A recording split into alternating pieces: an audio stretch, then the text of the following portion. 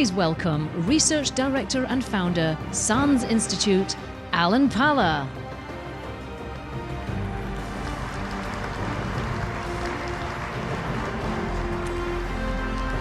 Good afternoon. This is my favorite session of the year because this is the time when I find out what the really dangerous new things are that people are going to have to deal with.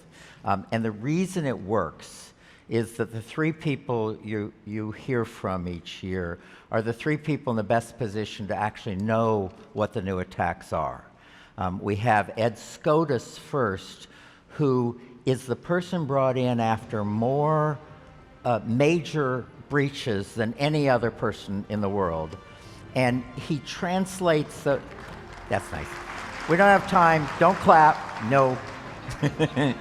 He translates those into classes on hacker exploits and penetration testing, but he also, the cooler part is he translates them into ranges with thousands of military and other people use, but he also does, many of you do the Holiday Hack Challenge. 15,000 people do this free range he does. So Ed knows how attacks work. Coming in after Ed is Heather Mahalik. Heather's the person that the US government and law enforcement brings in on all the cases with the really hard mobile forensics problems. What happened to these phones? How do we get into the phones? What's going on with the phones? That's what she does, and then she translates those into classes on mobile forensics across all of the arenas and all of the types of phones. And then finally, Johannes Ulrich, who is the head of the Internet Storm Center. He's the person who does that blog every morning that 11,000 of you listen to on what the new attacks were yesterday. So this is a daily, and he's got sensors, 100,000 sensors all over the world, people in lots of time zones doing it. So these are the three people I know. There are more, I expect, but these are three people I know who know how the attacks are done. And so they're going to share with you exactly what they think are the most dangerous new attacks. And we're going to start, I think, with Ed Scotus. Yes. Thank you, Alan. I appreciate your kind introduction.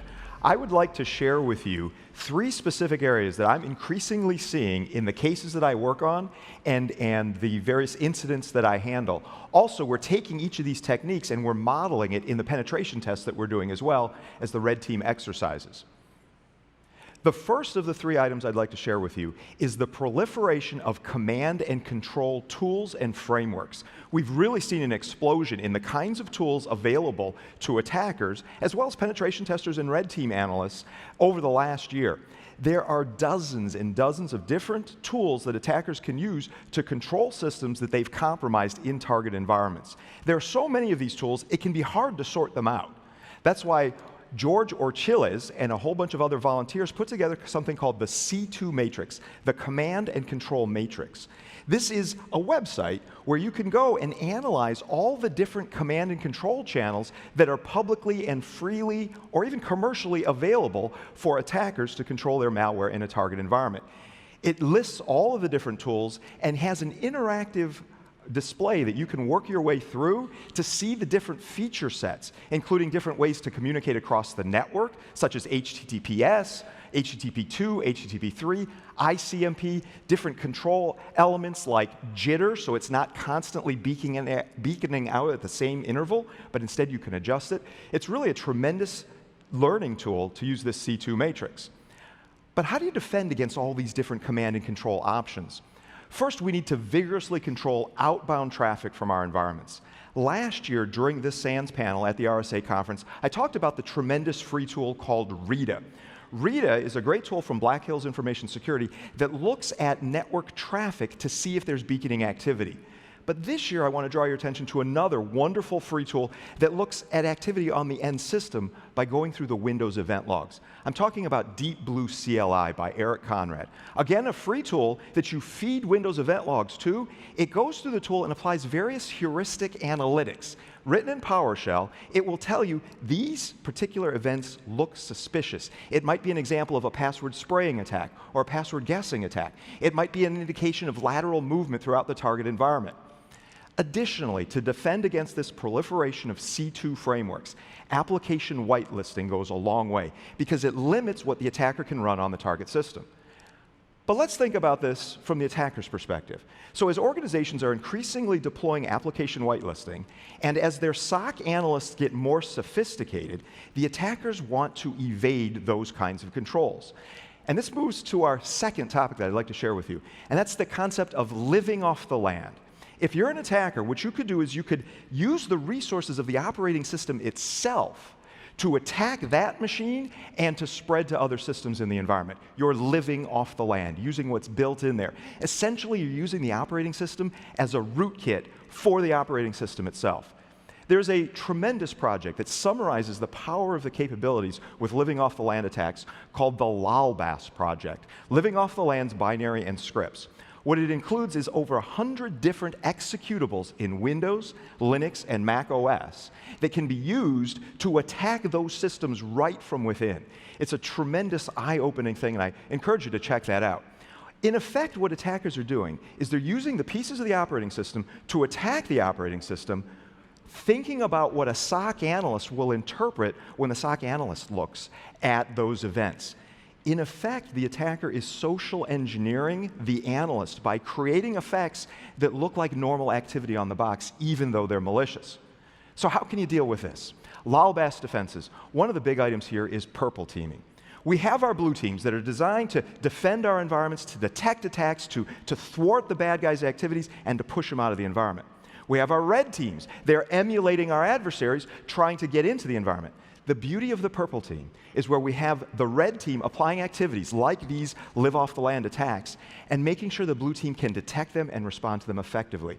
Really tremendous. We also need to carefully configure our application whitelisting, going through with a fine-tooth comb and making sure that we are only allowing things to run that we have a vital business need for. The third element I'd like to share with you is very deep persistence. If you go back several years ago, there was a tool released called the Rubber Ducky. I'm not talking about the Rubber Ducky on your bathtub or anything like that. I'm talking about a malicious USB device. It's not a storage device. Instead, if you take this device and plug it into the USB port of a computer, it actually emulates a keyboard and injects keystrokes into the system to launch a terminal window, to type in malware, to save the malware, and then to execute the malware. So you simply plug this into the system and it infects it. Fair enough. That was technology of years ago. But it has evolved such that now we have attackers putting malware into bespoke USB cables. So you can buy these USB cables where there's malware actually in the cable itself. It behaves like a normal USB cable. So you could use it to sync your phone, to charge your computer even. But if you plug that into the computer, it implements Rubber Ducky-style functionality. There's a tool called USB Ninja that implements this. And let me tell you a story. I was walking around in my front yard about 6 months ago, and I saw a USB cable just laying on the ground. It was a white one. It looked like it was from Apple. And I have an 18-year-old son. I thought it was him or maybe one of his friends that dropped the USB cable. So I picked it up, and I said, oh, those darn kids. And then I thought about, maybe this is a malicious USB cable. So what do you do with that? You have to be tremendously careful. If you find a USB cable in an airport, it could be the cable itself that hacks you. And think about this. The persistence is in the wire. You eradicate the malware from your system.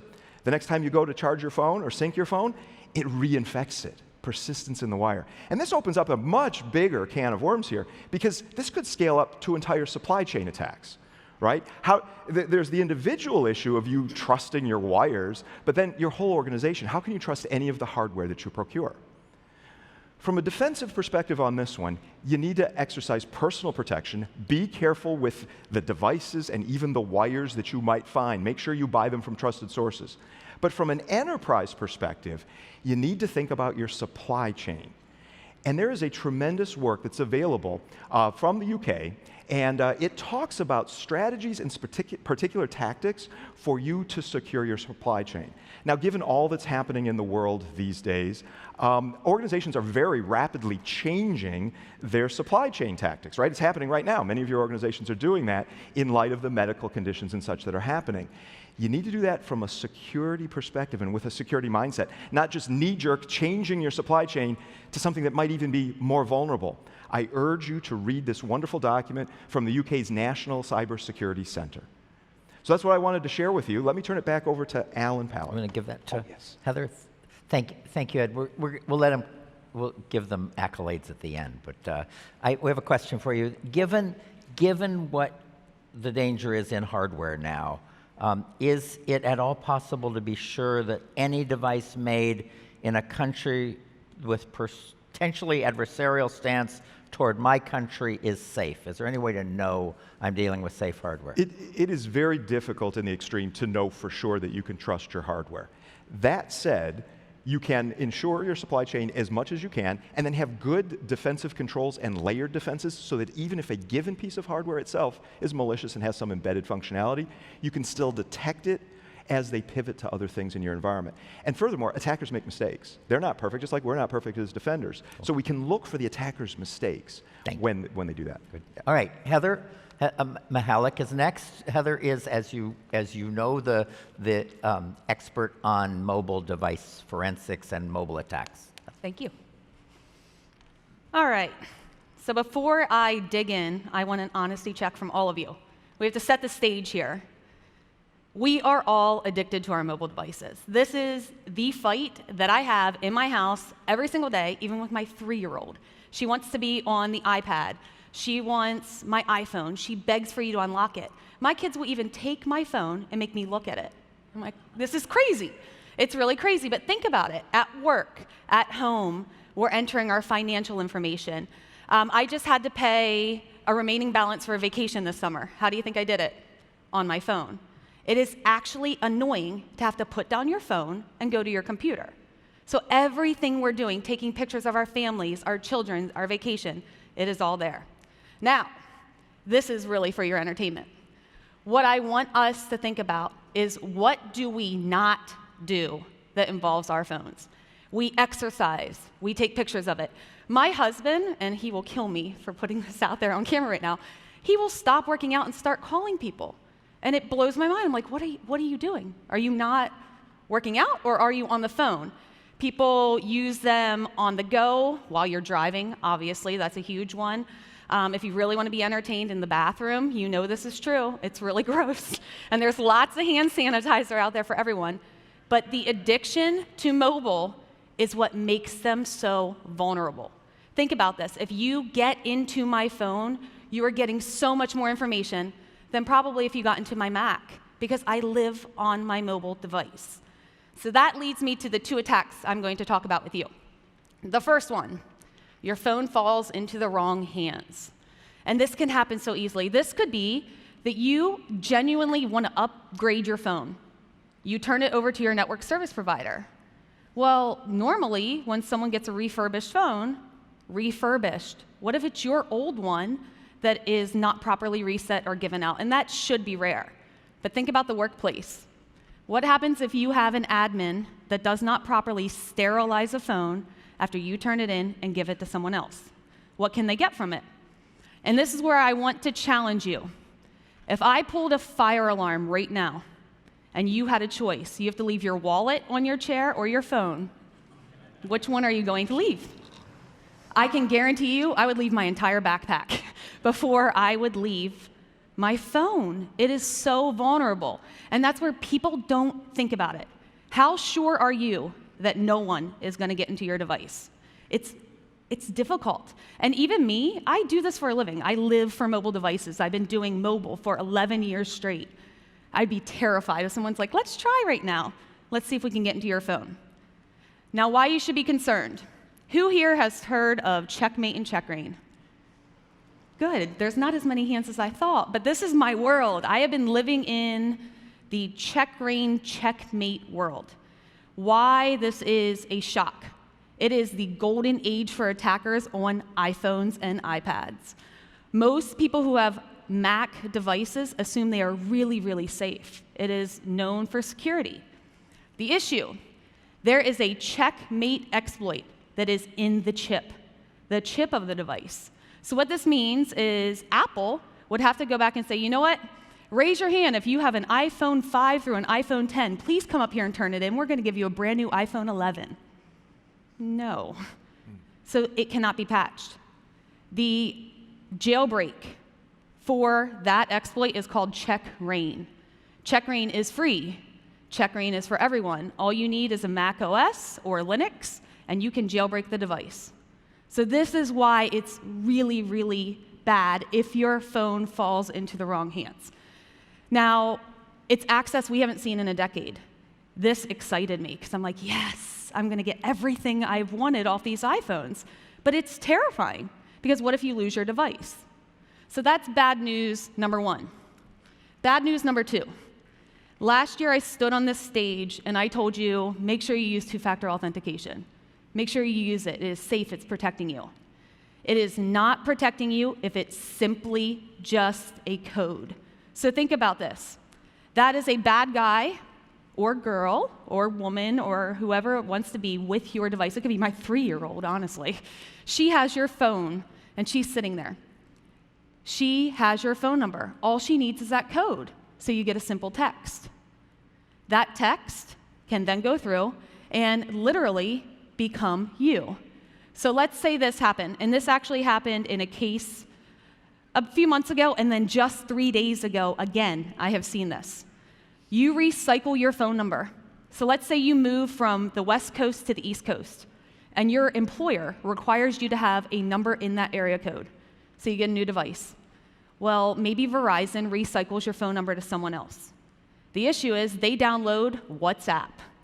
When they download WhatsApp, they log in with their phone number, which is your old phone number. Guess what? They get the code. They get all your messages. It loads completely on their phone. It's terrifying. And maybe the person they're not an attacker. They're not trying to do it maliciously, but what if they are? So you have to be very, very careful with this. What you really need to do is do not use an application with anything you care about, especially banking. That's one that we have seen, if you also don't need a password. So you want a password and two-factor authentication to make sure you're protected. If it's just one or the other, it's not a great scenario. So what should you do? Everyone should go buy an iPhone 11. I'm just kidding. And Apple's giving me money for saying that. I'm just kidding. But protect your devices.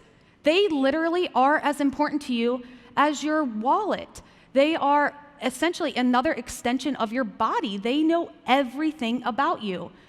Do not assume that your data is not important enough.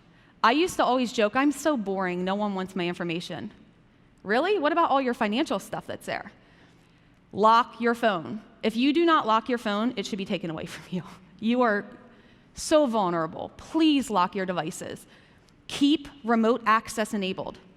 So think about this. If we did that fire drill and you left and you chose to leave your phone, and I got it, and then I go backstage with my friends here and we're dumping your devices and putting exploits on them, at least you could ping it and see where it is. Maybe you could relock it, try to stop further attacks from happening. So make sure you can do that.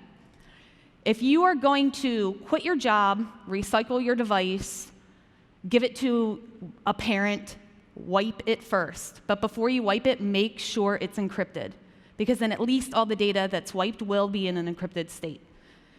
Never, ever, ever dispose of a device that has not been wiped. It blows my mind that people actually do this. As far as your apps, and I know the two-factor authentication makes people nervous. If you are going to get a new phone number, what I recommend you do is log into every single application that uses two-factor authentication and change it to your brand new number. Make sure you use apps with a passcode. Be careful on what you are oversharing. We're all putting way, way, way too much out there, because you do not want to be the reason you were attacked. Okay. Yeah. Johannes. Johannes is next. Go ahead. So this is Johannes Ulrich. He runs the Internet Storm Center and is research director for the SANS College. Go for it.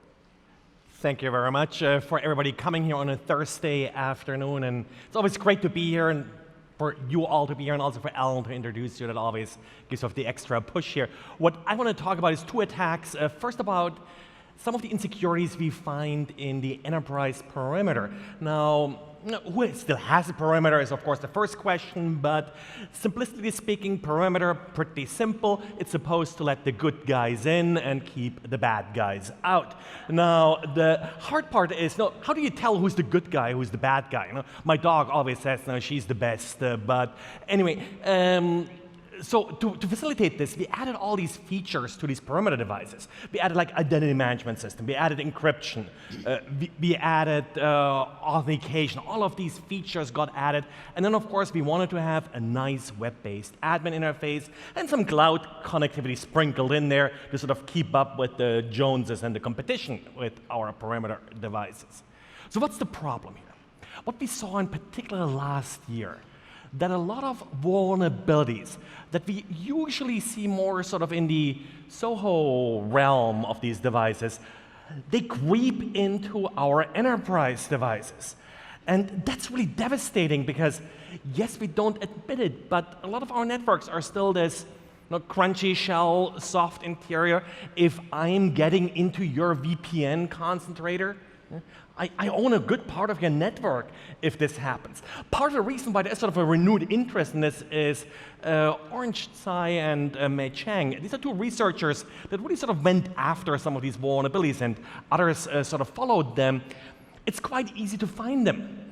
A lot of these devices, they're not available as a virtual machine because the vendor wants to be cloud inclusive. And so they're downloading the virtual machine, they're running it on their desktop, and now they can nicely instrument it and find these vulnerabilities. Here's just a couple examples. Pulse Connect Secure. Pulse Connect Security vulnerability was found in April, July. The exploit came out. Was used as recently as in January of this year to install ransomware on corporate networks. A very simple directory traversal vulnerability. It's the other thing. A lot of these vulnerabilities are fairly straightforward to exploit, sort of web application vulnerabilities. You don't need to learn like fancy bytecode and stuff like this. Ed will teach you. All you need is a browser and a YouTube video telling you what to type to really make this work. A little bit different here. Palo Alto had a problem like this. Started to get exploited also like July last year. This was more an old-fashioned kind of format string vulnerability that they had. That's sort of the big one just end of last year, so that kept us busy over the holidays. That's what security people want, get away from the family. Good reason for that. Anyway, I pointed out the code that was in part responsible for this vulnerability. They commented out the input validation for the username. Yeah, we don't really need to know the username because we don't do authentication actually anyway. We just accept whatever it takes. Now, the problem here was that that username then could be turned into a file name. With that file name, I could write any file. By writing any file, I can execute any code on that system. Jason Lamb, he helped me a lot research some of this, like I said, over the holidays, and we put together some videos of walking through some of this vulnerability. Very straightforward to exploit. It takes 2 or 3 web requests, depending on how you run it, a little command line tool, and you get full access to this device. Now, okay, how do we fix this? Well, in the Soho world, I always tell people, don't allow access to the admin interface. Great advice also for enterprise tools, but many of these vulnerabilities aren't linked to the admin interface. That Citrix vulnerability, it's part of their VPN functionality. How do you block that? Well, we have a VPN to get to the admin interface. So now we have to get a VPN to get to the VPN, or how are we going to protect ourselves? Stacking devices is not always going to work. The best you can do here is test this device a little bit yourself. The vendors don't seem to do this very well. And try to limit your attack surface. Try to limit what features you enable if you can. At least you'll reduce the probability a little bit that the feature that's going to be discovered to be vulnerable next is going to be enabled on your device. Another issue that I want to cover here is, we have seen this also last year pop up over and over, and I've sort of observed this happening. Everything is better with a web application, right? So users love web applications. So I'm going to my tech support website for my laptops vendors, and now that tech support website needs to know what process I'm running, what software I'm running, and all of this. The web browser doesn't have access to that. To fix that, The manufacturer pre-installed a little agent on your laptop. That agent listens to HTTP requests. So now the browser can send a JavaScript-triggered request to that agent and request that information from that native application running on the system. Great, and this works, but sometimes even my dog, the best dog, is chasing cats and ending up on bad websites. Those websites can now load the same JavaScript that this tech support website loaded and send requests. Does this happen? Well, I just mentioned the tech support case. Dell tech support agent, pre-installed on many Dell computers, had that vulnerability. Zoom wanted to be easy to use. Well, if I invite you to a video conference, I can send you a website with a link. You click on the link. Now again, there's a little agent on your system that will start Zoom, that video conferencing application, and allow you to connect to my chat. At the same time, if you're going to that malicious website was able to connect to that agent via JavaScript and start a video conferencing with you without you really realizing that someone is watching you and listening in on you. This was a little bit made worse by the simple fact that if you uninstalled Zoom, they forgot to uninstall that agent. So you still had that software listening for requests that would potentially trigger other software when it started on your system. So how do you fix this? Know what you're running.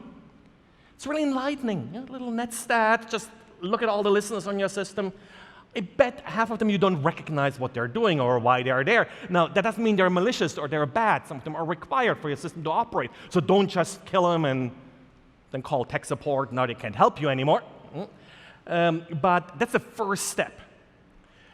The other thing is, if you're writing software like this, the software that receives the request has to check the origin. That's super, super critical. And HTTPS, which fixes all of our other web application problems, sort of, does not help you here because you're dealing on loopback. It can actually make things worse because now you're putting that certificate out there that everybody has in their system.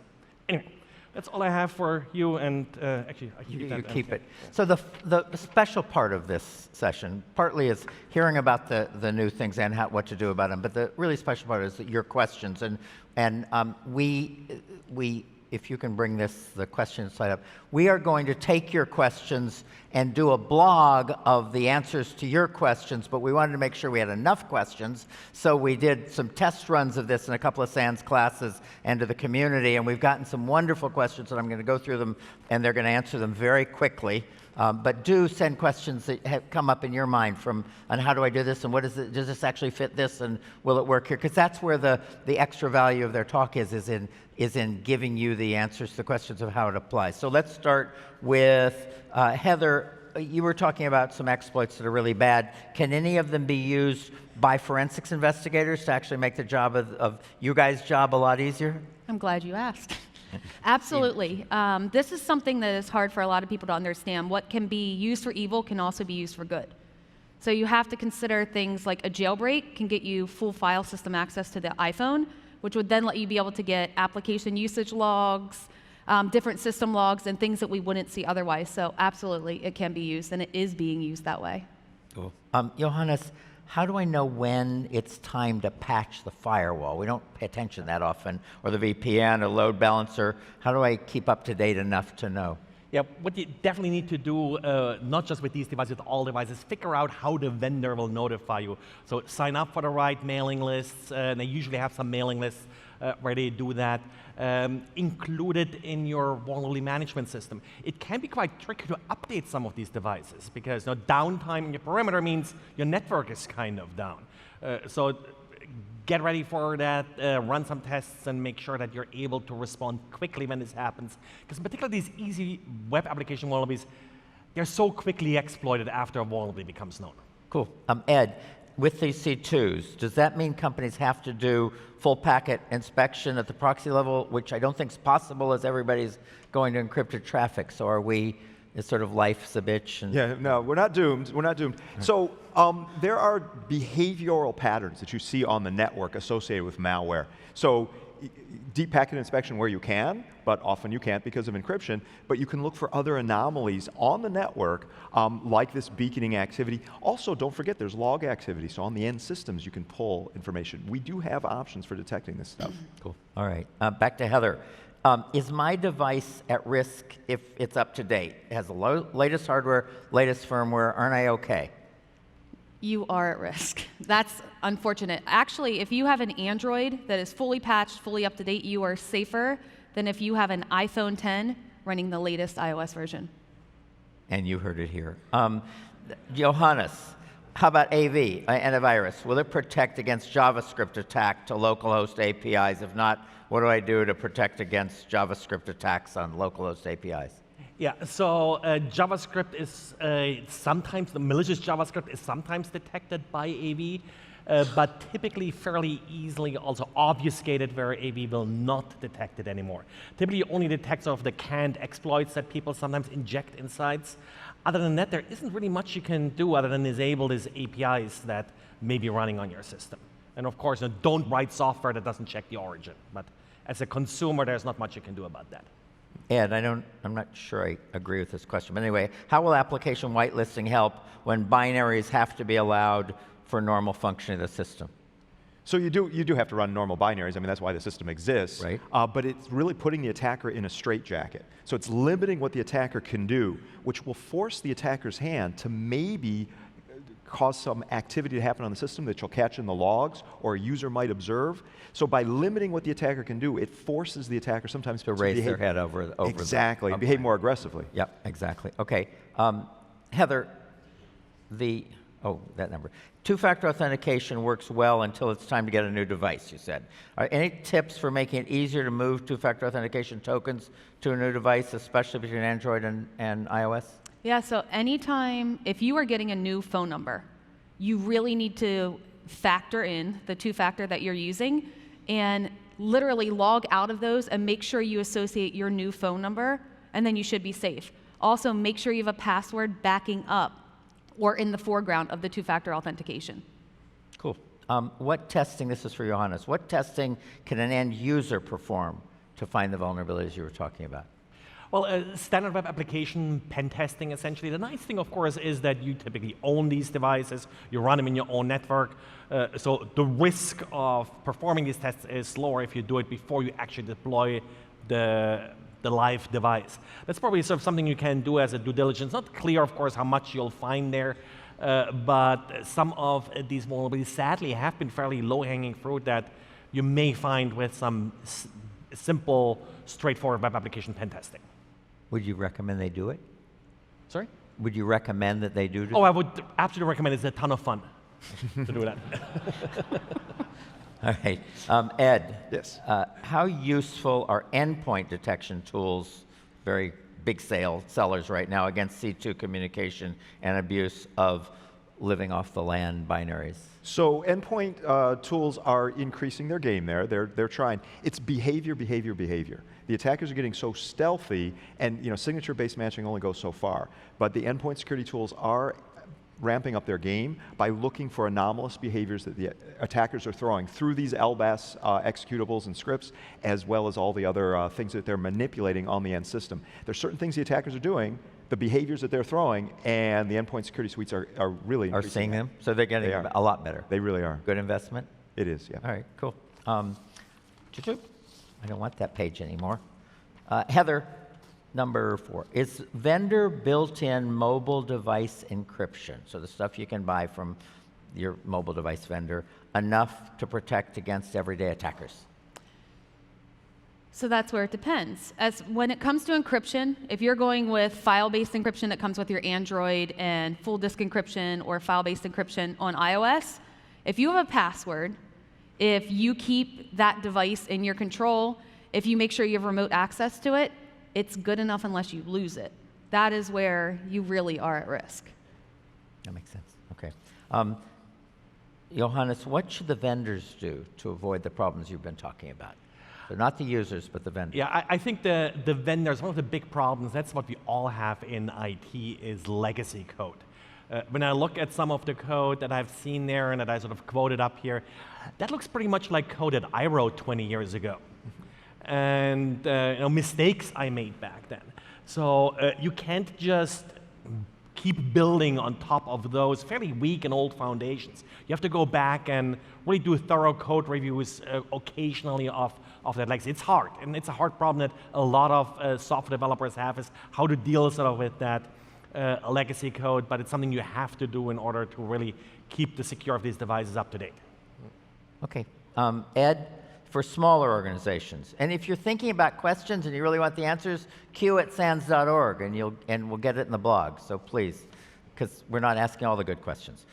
Ed, for smaller organizations, how much tuning does it require to detect these C2 channels well, or is this something a vendor can package up if you don't have the internal resources to manage it? Do the MSSPs do it well? Where do I get this? Things are getting better, but those tools, the one that I mentioned last year and the one I mentioned this year, are free tools that even small organizations can use, and they're looking heuristically for these anomalies. I'm talking about the Rita tool, which looks at the network traffic and some logs to see what's happening, as well as that Deep Blue CLI tool. They're really tremendous, and you don't tune them. You just run them, and they tell you, hey, this looks suspicious. Do you have to, sometimes people like you say you can run the tool, but you have to be a wizard to read the output of it. Right.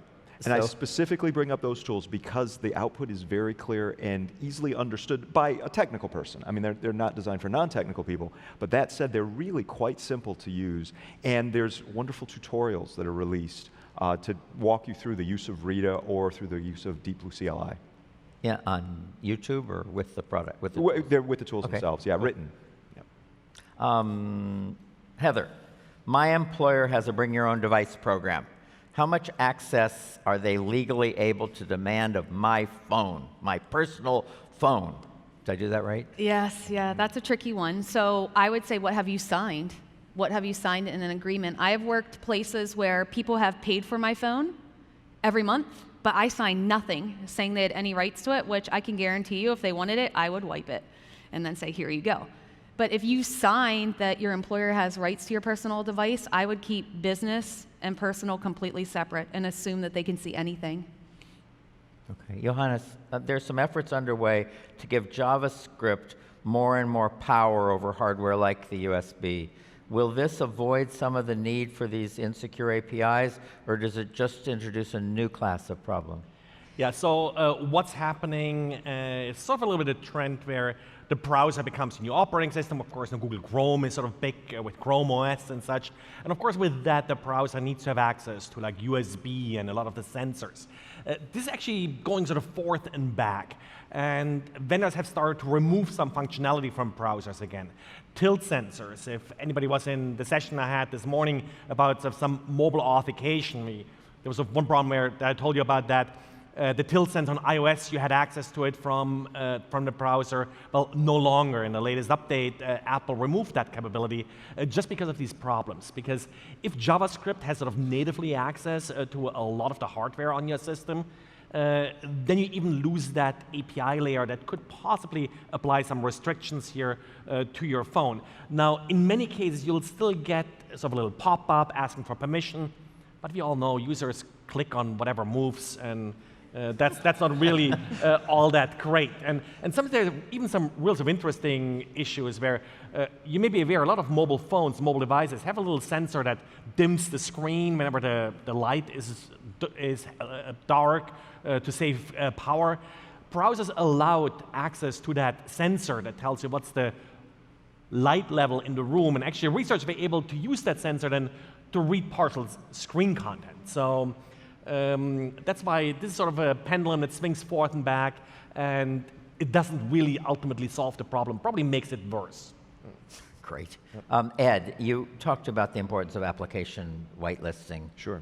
Is there a great source of an application whitelisting template which provides a good level? Meaning, how do I know what I need to whitelist? And I don't want to look at the 260,000 binaries on my PC, which is the real number. So it does vary organization by organization, but there's some really good resources for helping tune it to your specific enterprise. One of these is NIST Special Publication 800-167. Came out a few years ago, but it walks you through different considerations in application whitelisting. Another really great source for insight in how to do application whitelisting right is actually in the SANS reading room. These are students of Johannes who've written up papers on how to do this well. They're tremendous, really good. Cool. All right. Heather, where are we? Oh. Will mobile anti-malware protect against all these issues? So an antivirus, essentially? Yeah. Antivirus office, if it's legitimate and not really malware, because we know that that's commonly what it is, it definitely can. What I do recommend is mobile device management will actually detect a jailbreak that is attempting to root your device or get root level access. So if you did have mobile device management on your iPhone and someone tried to check rain it, you would actually be alerted and protected if it was set to stop it. So I would recommend mobile device management. So it's worth it. Worth For sure. investing in. Okay. Johannes, what additional security controls can someone implement to prevent or detect attacks on the enterprise perimeter, since the examples you show appear to be actually simple vulnerabilities that they're exploiting? Yeah, so sometimes, of course, you could sort of stack additional security devices here. I'm not really a big fan of it because you also add more vulnerabilities in some cases. But some solid, good passive monitoring, some network IDS and such, probably is of the best control you have there for some of these vulnerabilities. All right.